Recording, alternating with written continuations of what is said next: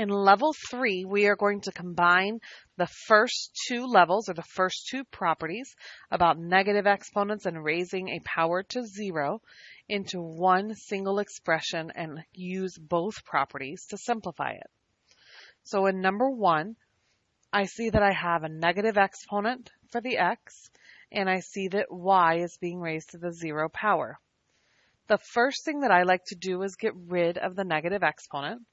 So that means that the 5 is going to stay on top, and the negative exponent, which is attached only to the x, is going to move to the denominator.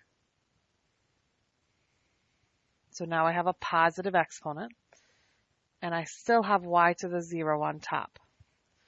Now we know that y to the 0 really equals 1. So on top I have 5 times 1, and on bottom I have x to the 7th. Now 5 times 1 is really equal to just 5. So my final answer is 5 over x to the 7th. Let's take a look at number 2. In number 2, I have a negative exponent, so I know that this b to the negative 8 has to move to the denominator of a fraction. Remaining on the top is this negative 2 and the a to the 0. We know that a to the 0 is really just 1.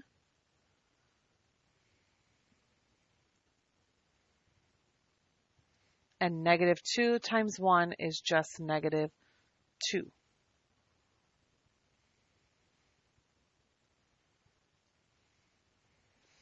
Number 3. I now have 2 negative exponents.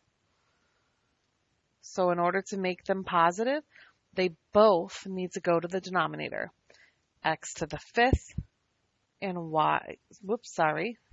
z to the 3rd. The 4 will remain on top, so will the y to the 0.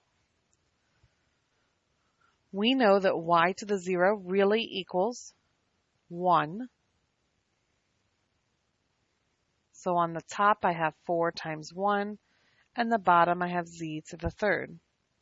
4 times 1, we really know that that's just 4. So my final answer is 4 over x to the 5th, z cubed, or z to the 3rd. Let's do a couple more. This time I have negative exponent on top, and I have a negative exponent on the bottom. So I know that the x to the 2nd, or negative 2nd, is going to have to go to the bottom of the fraction. The y to the negative 3rd is going to have to go to the top of the fraction. And the 6 is going to stay on top, and the z to the 0 is going to stay on top. I know that z to the 0 power is really just 1. And 1 multiplied does not change anything. So if you'd like to skip that step, you may. This means that my final answer is 6 times y to the 3rd, x squared. Let's take a look at number 5. I have 2 negative exponents. So that means that the c to the negative 4 is going to go to the top, and the b to the negative 7 is going to go to the bottom. So c to the 4th and b to the 7th. Staying on top will be 3a to the 0. Staying on the bottom will be 6. Now we know that a to the 0 is really just 1.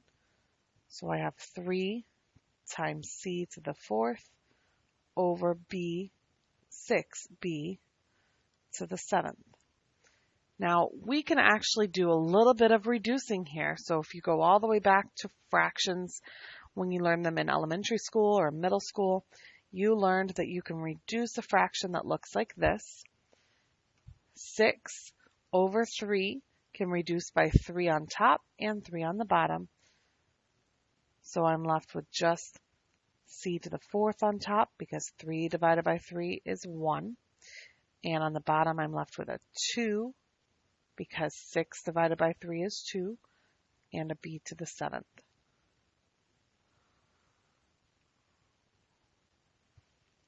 Last problem. We have 8x to the negative 6, z to the 0, and 4y to the negative 5. So two negative exponents. We're going to get rid of those first. So 8 is staying on top, 4 is staying on the bottom, and my x to the negative 6 will become x to the 6th on the bottom. Y to the negative 5th will become y to the 5 on the top, and the z to the 0 will remain on top. We know that z to the 0 is really just 1, 8 over 4, and then I've got the x to the 6th on the bottom, the y to the 5th on the top, and I can reduce.